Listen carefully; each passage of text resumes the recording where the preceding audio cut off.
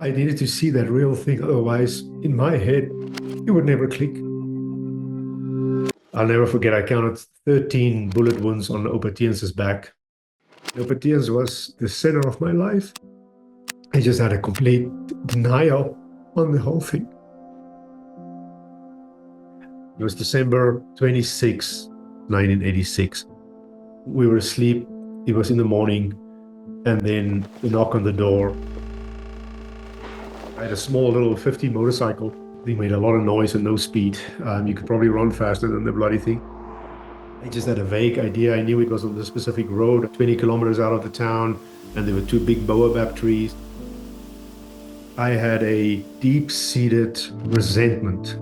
I hated the African National Congress for what they've done to him, what they've done to his families. Beide kante het verkeerd gedoen. Nie net na die een kant kyk nie, jy moet na die ander kant toe ook kyk.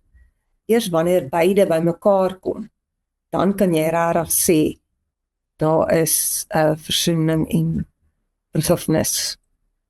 Maar jy kan nie nou sê, die een is meer verkeerd of die een is meer reg as die ander en beide het geval.